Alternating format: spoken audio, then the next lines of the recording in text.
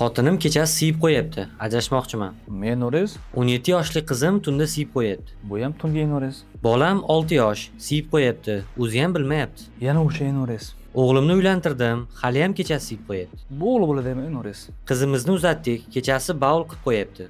Har kuni bo'lsa bu ham enorez. Enurez, hamma joyda enurez. Enurez nima o'zi, doktor? Xo'p, tungi enorez holati bu ko'pincha asosan yosh bolalarda, ayrim paytda kattalarda ham uchrayotgan holat. Ya'ni kechqurun ko'pincha o'rnini ho'llab qo'yishli holati bu tungi enorez deyiladi. Tungi enorez uchun ko'pincha 5-5,5 yoshdan keyin tungi enorez diagnozi qo'yiladi.